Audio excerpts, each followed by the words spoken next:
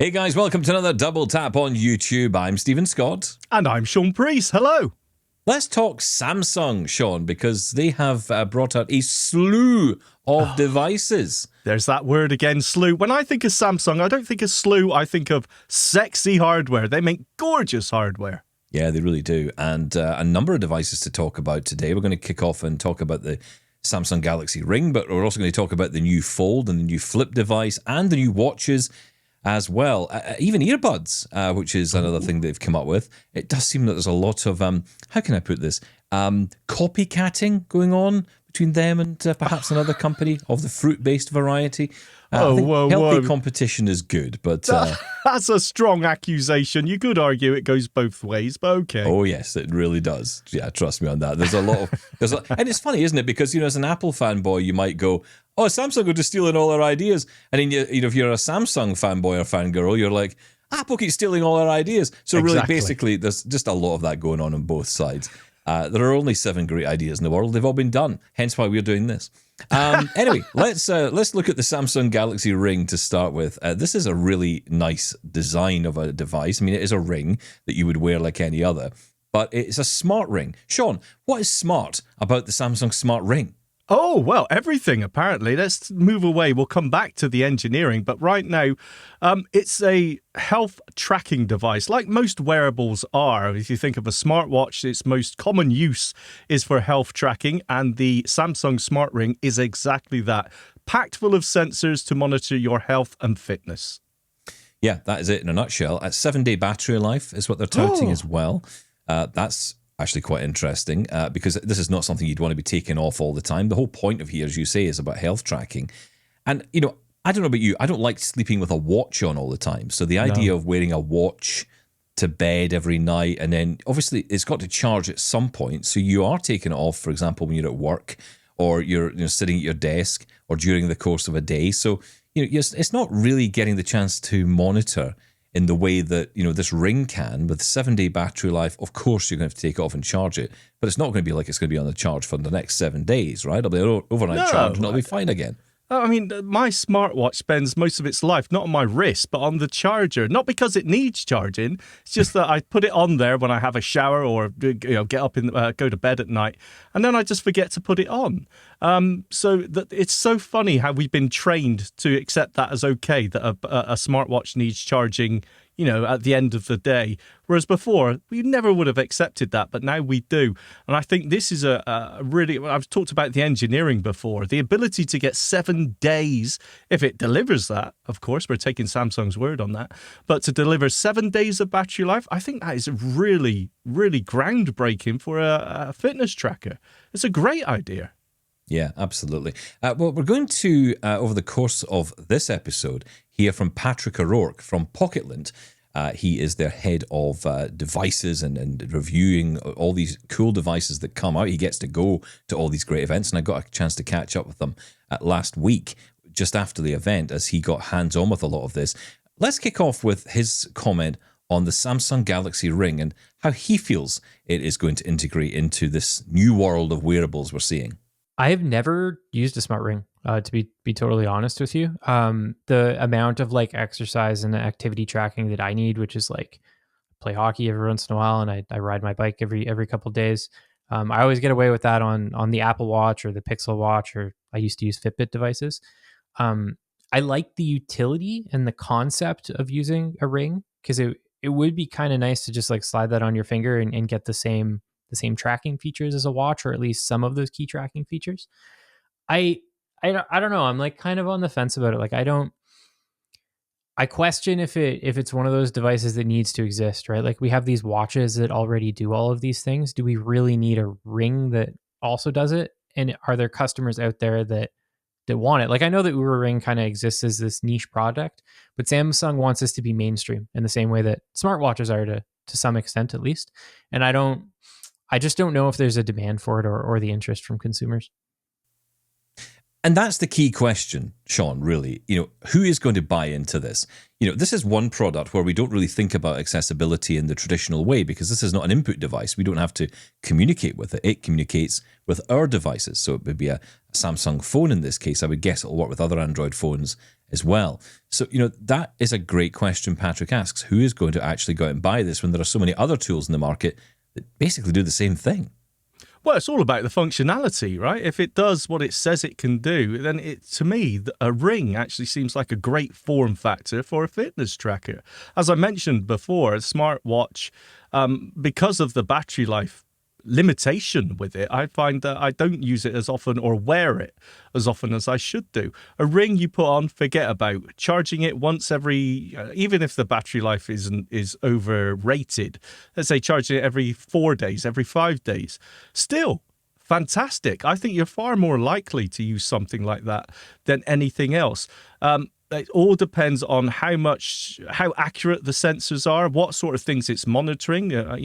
Who believed we'd use Fitbits, and Fitbits would take off back in the day as much as they did. It was all about 10,000 steps. If the tracking is as good as anything else, I think the Ring is a great form factor. I'm really intrigued by this. Do you remember the Nike shoes that had the little pocket in it for the tiny little device you could buy that connected with your smartphone way back in the day? I still don't entirely know what the purpose of that was for or what it did. I mean, I think it was about tracking steps. But, well, everything was. Yeah. And we seem to have lost that a little bit, maybe because everything's got so advanced and so almost too smart. People seem to be a little bit overwhelmed, your blood oxygen level, whatever else it may be. But I think there's certain things, heart rate, blood pressure, and steps is the things that people are always interested in keeping track of. And if it can do that, I'm very interested. So Patrick's not sure. You're saying you might be interested. Here's the price, though. $400 US. Is that too high? Look, this is a Gen 0 product. I don't actually, going off what Patrick said there, he's never used a smart ring before.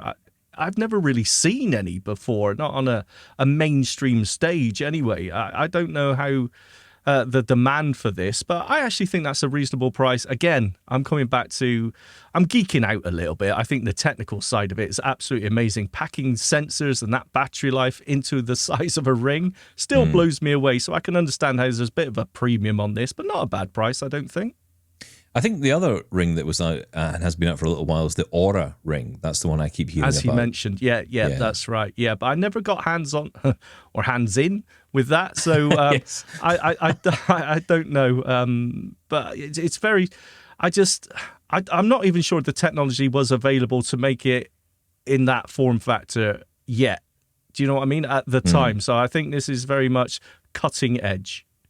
Let's run through some of the other features of some of the new devices that are coming out, because I think it's fair to say that when it comes to smartphones these days, it's an incremental,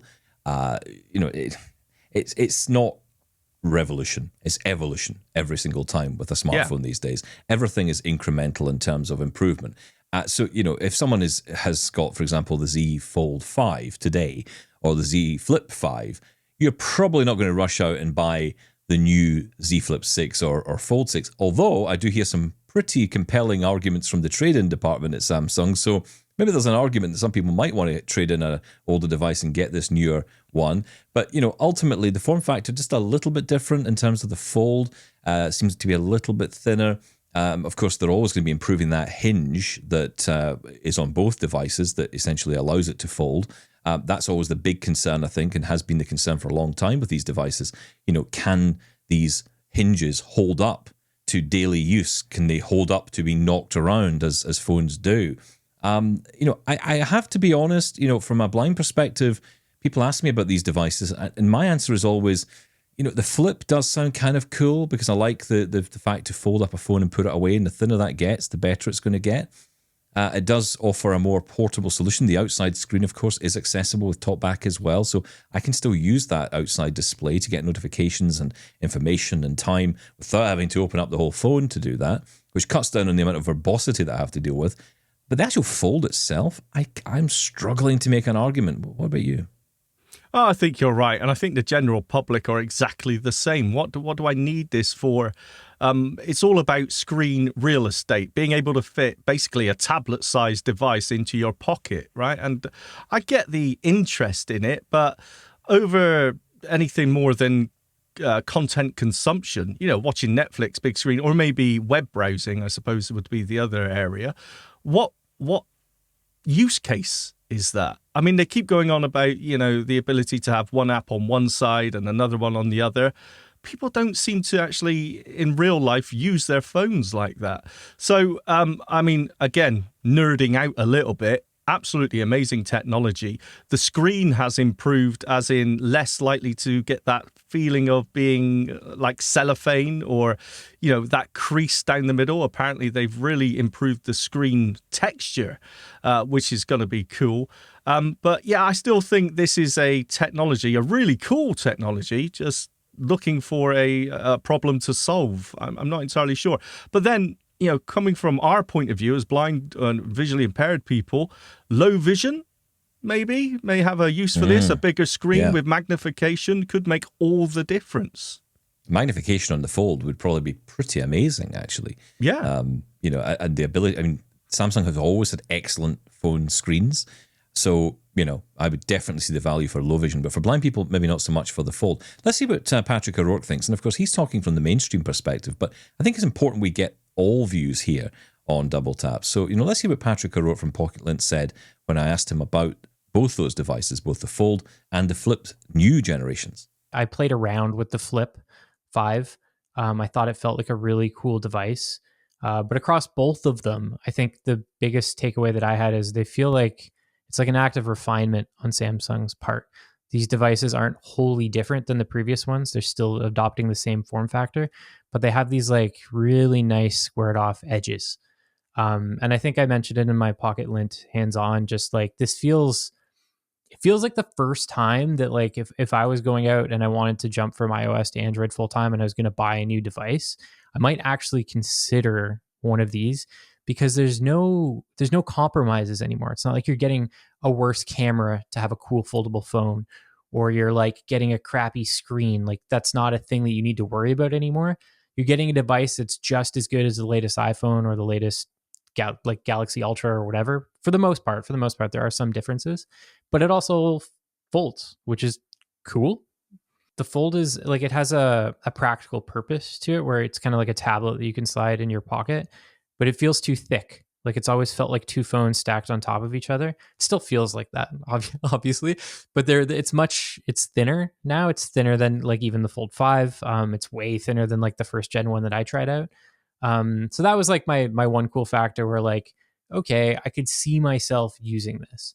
And then with the Flip, one of the like kind of issues that people have had with it for the last few years, particularly with the 5, is its main rear facing camera hasn't been the greatest. It's always been like behind the competition, and this year they've upgraded it. It's, I believe, on par with, it's on par with the Fold, but it's also, I believe, on par with the S24 lineup too. So again, like you're not making any compromises, and I don't know, like I just find that phone super cute and cool. Like it's just like, there's no reason for it to fold. You know what I mean? Like the Fold has a purpose for folding, whereas this has like no reason other than it just like looks neat. And I used to hate that, but now like it's just fun. Like it's fun to be able to snap it closed. And I mean, if I get my hands on one, it's probably one of the first Android phones in a while that like I might switch to full time for at least a little while. Now, I've got to say, that interests me, that someone who is an Apple guy is saying at this stage, from that mainstream point of view, that he would make the switch to this kind of device. Seems quite keen on the Flip, possibly the Fold. With the caveat of, for a little while at least. For a little while, yeah. But I want to extend what he says, because the compromise he talks about that perhaps we used to see, you maybe had to make some compromises to move to Android. There are less of them now. There are still some, you might argue, and certainly if you're all in on Apple, you're going to lose out in terms of the ecosystem that exists at Apple, for sure.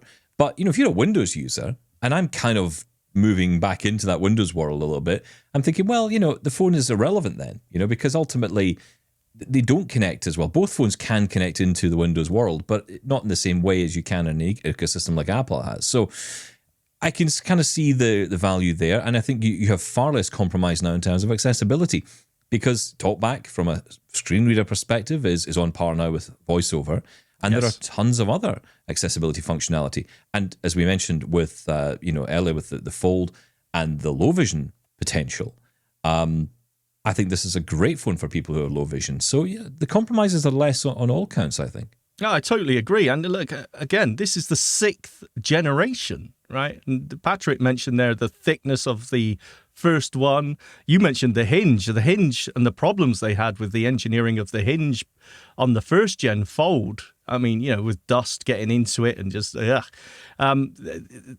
really have come a long way in 6 generations. And you're right, the compromises, as Patrick mentioned as well, about the camera. The camera is now on the par with the S24, which is an amazing camera, by the way.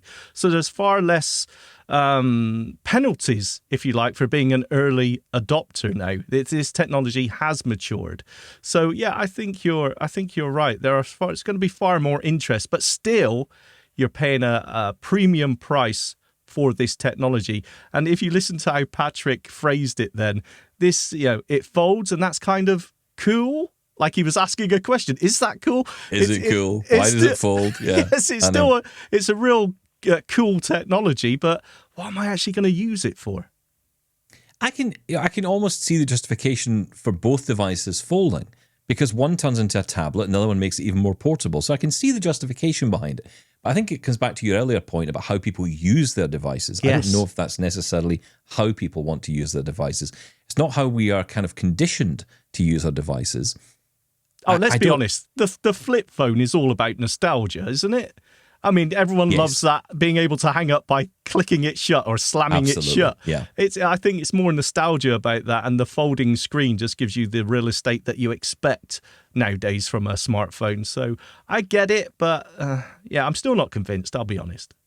So Z Flip 6 starts at $10.99 US, and for the new Z Fold 6, you're looking at $18.99. I mean, it feels almost like double the price because you're buying 2 phones that you've stuck together. So, I can kind of see where that price comes in. But certainly for sure, a very interesting proposition. And of course, if you've got an earlier device, you can trade it in and get some money off your future purchase. So that may encourage some people to do the upgrade. I want to turn to the watches because, we often see a new watch at these events, and we see indeed the new Watch 7 from Samsung. The new Galaxy Watch 7 is coming out. But that's not the one that everyone's interested in. The one that everybody's talking about is the Samsung Galaxy Watch Ultra.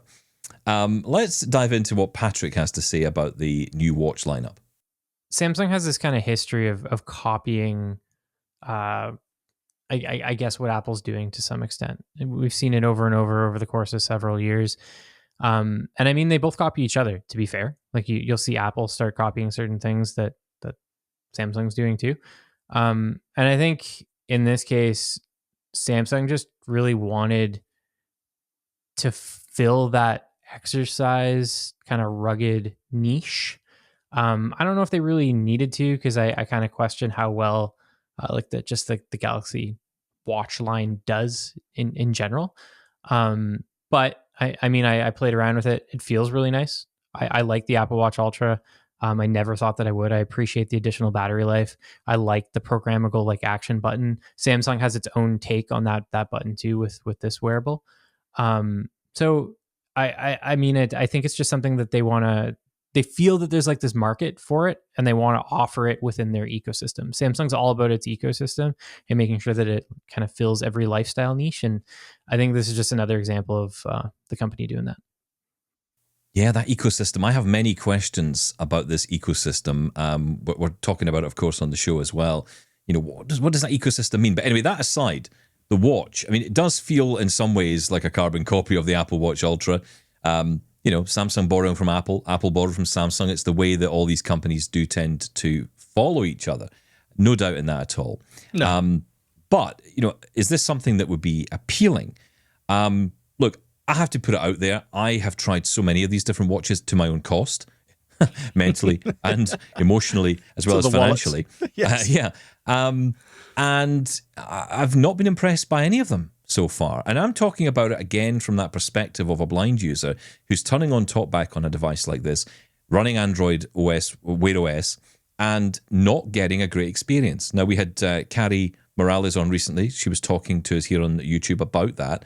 And, she herself says, she's an Android person, and she says herself, look, this is not a great device. This is not, it's got potential, but that potential has not been reached. She was talking specifically about the Pixel Watch 2, which was a slight improvement on the Pixel Watch 1, but that didn't really leave much to the imagination. It was a very low bar. I've tried I think the last one I tried was the Galaxy Watch 4, and it wasn't great. It wasn't a great experience. Now, you can sideload onto it, for example, a new voice like Eloquence or something like that. You could potentially do that. There's obviously question marks around whether you should be doing that or not, but it does improve it a little bit. I think a lot of it is to do with the software, because it seems to me they're continually improving the hardware in this, and the Watch Ultra will, I guess, be the ultimate test. The amount of processing power in that watch will be probably the most power we've seen in an Android smartwatch for a while. Yes. If the experience of TalkBack is the same, it tells me the software is at fault. Yeah, absolutely. I mean, they during the event, I think they mentioned, maybe I'm mishearing this, but it's definitely faster CPU and chipset. But I thought they said it's like 5 times faster than the previous one. And look, you're absolutely right. So far, when it comes to Android-based smartwatches, if you're a screen reader user, the use case is pretty poor. The experience is poor. It's unresponsive. It doesn't sound great. It's just not a great thing to use. So I'm really interested in the Ultra to see if chucking more performance at it does make a difference, or as you're saying, and actually it's a really interesting argument I haven't heard before, this is purely down to the software. The Android, sorry, I keep calling it Android Wear, the Wear OS core maybe isn't up to running TalkBack on that sort of device. Very interesting, though. I look, a good idea is a good idea. Talking about copying things, I love the action button idea. I love it on my iPhone 15 Pro Max.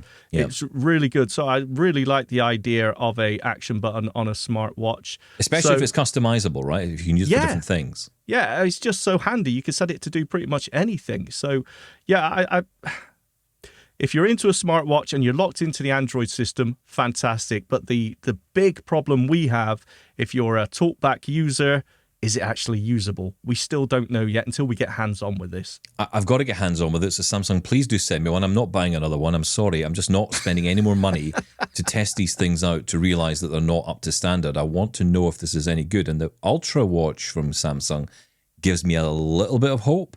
Yes. Because Ultra suggests more power. So I hope that it does. Well, either at least it tells me that the software is dreadful, or actually it does have more processing power and it is enabling the software to do more. Now, it is going to be running Wear OS 5, so not as much into that as I can tell you about other software from Apple. So I need to read into a little bit more about what Wear OS 5 offers and what other devices potentially run it as well, so we can maybe get some comparison going. But it would be really nice to see some competition in the smartwatch space for blind people. At the moment, it's the Apple Watch. And I'm sorry, guys, if you're an Android fan, you're going to say, here we go again. But look, I'm sorry. If you want a usable, accessible smartwatch, the only option you have that is not going to drive you mad is the Apple Watch. That's all there is at the moment. It's just fact. I know there's some viewers, some listeners out there that say, no, I've got mine running. I'm thinking of the Mobvoi, what was it called? The Tick Watch or the Top the Tick Watch, yeah. And look, there's people I bought that as well. Yes. And the experience wasn't great out of the box. But the point is that people do sideload. They do root these devices. They customize it. That's the beauty of Android.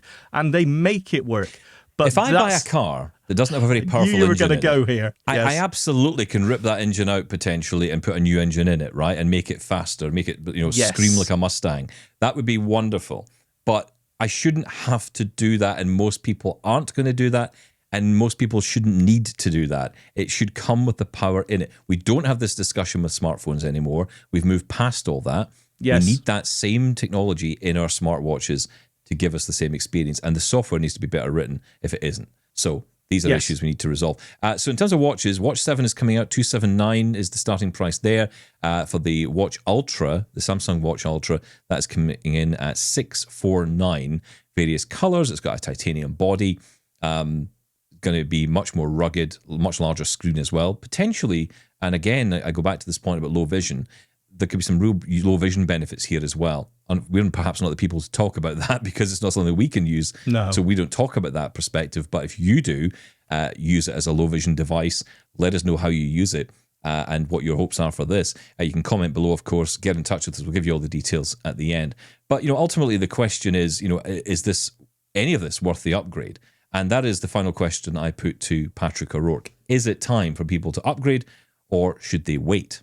I think if you own a Fold 4 or a Flip 4 or the 5 for that matter, there's probably not quite enough here to warrant an upgrade. But you could make that same argument about like pretty much every iPhone that's come out in the last couple of years too, right? You know what I mean? So it really depends on how much you care about having the latest and greatest. But on the other side of that argument too, if you've been on the fence about foldables because you've heard like, oh, they don't have good cameras, or oh, the screen breaks, or there's that whole thing where like YouTubers were peeling the front screen off the first gen one and all this crazy stuff over the years. I think all that's gone. Like these are just good phones. Like they're good phones that are cool, that if you buy the Fold, you get some neat utility out of it. You have a tablet in your pocket that's relatively thin, despite folding like a sandwich. And if you get the Flip, you get this cool, cute looking, fun device. It's probably different than what most of your friends have. You kind of get to stand out a little bit. And they feel like, I come back to it all the time, they just feel refined. Like it feels like a refined design. They've kind of hit that mass appeal point where I think you could hand these devices to anyone and they would be happy with them. And for Samsung, that's a pretty good achievement, a pretty big achievement. It is an interesting point about upgrading. I mean, again, it depends on where you are. I've got a Z Flip 3 at the moment, so I suppose if I was in the market to upgrade, if I was looking to buy, if I was in that position where that was my only phone, maybe the 6 would be appealing because there are clear improvements with the Z Flip 3, certainly to the Z Flip 6, without a shadow of a doubt. There's huge improvements there internally, but externally as well. Cameras are improved. The outside screen has improved massively. It's no longer just essentially a text display. It would be a touch screen, but that's what it was. It didn't really have the potential for images or anything like that. Now, of course, it's full size, so you could have images on there and all kinds of information without even opening the device. So lots of cool features there. But the Fold is the one that always eludes me because I just don't personally see the value in it. But I think if you were looking to make the upgrade, it seems that they've got it much slimmer now. That is what's interesting. The question is, though, and Patrick did bring this up, when it folds over, it still feels like two phones sandwiched together. And, if they could just make it so it doesn't feel quite like that, almost like it feels like one single device, but I feel we're a good few years off that yet. You want the moon on a stick, don't you? Unbelievable. Yes. You want two phones in one, but you want them the same thickness as one phone. I want to be like one iPhone that splits down the middle. A little clasp. You just click it like a purse opens up. I do get it. I understand. But I mean, there are compromises here. There's only so far they can push the technology. Samsung screens, displays are absolutely amazing. They are so ahead of the game when it comes to anyone else. You're paying... But there's got to be some limitation to that cutting edge, bleeding edge technology. So I get it. As for upgrading, it's such a personal thing anyway. If you can justify not only the financial thing of it, but needing any of the features that may be coming with a latest handset, I don't know. But again, I think as an overhaul on this general event from Samsung, I was impressed, as I usually am. To be honest, there's lots of innovation here. And yes, we talk about copying, people borrowing ideas from other companies. That happens, as we keep saying, across the board. But the Ring, very interesting. I think the folds or the foldable devices are coming along very nicely. As Patrick said there, I think they are now, you could hand them to anyone and they would, be very, very happy with them. So yeah, very interesting times. The only thing I still have a question mark about are the watches when it comes to screen reader accessibility. And let's not finally forget the Buds as well. They brought out the new Buds 3 and Buds 3 Pro. They come in two different flavors. One which is more like that traditional earpod design, which just sits on your ear rather than going all the way into your ear. Nice. That's what the Pro does. It's got the squishy bits. So yes. Squishy bits. Technical term. Yes, the Pro version is squishy bits, which basically means it holds in your ear, better bass response, all of that stuff that you would get from, say, the AirPods Pro if you've tried those. So that's the difference there. And in terms of price, starting at $179 up to $249 for the Pro. An interesting mix of products for sure, and not as much of an emphasis on AI as I thought they may have done, because everyone's talking about AI. What this event was focused on was the hardware. Of course, Galaxy have already announced what they're, Samsung, I should say, have already announced what they're planning for Galaxy AI. There's even talk of a return of Bixby in the future. I saw that rumor the other day. Please. I hope that's not true, because I feel by waking up Bixby, we're going to wake up Cortana. And I don't want to wake up that particular beast again. We all please. just want ChatGPT. Let's be honest just with bring each other. back Clippy. That's all I want. Just bring back Clippy. Listen, that's it for today. Thank you to Patrick O'Rourke for joining in as well and giving us his take. He can be found at Pocket Lint. You can find it online. It's a fantastic resource, and he does lots of hands-on reviews. He gets along to a lot of these events as well. So we'll be checking in with him again soon to future events, especially the big Google event that's coming up soon as well. Because, of course, we'll be seeing what's new there in terms of the Pixel 9, the Pixel 9 Pro, and possibly even a Pixel Watch 3. We'll be having the same conversation in a month. Yes, we will. About them as we do about Samsung. I have a fear we might be, in particular around the watches. Anyway, that's it for today. Shaun, as always, thank you. Thank you. Bye-bye. And remember, feedback at doubletaponair.com. That's our email address. 1-877-803-4567 is our number. We'll catch you for another Double Tap on YouTube next time.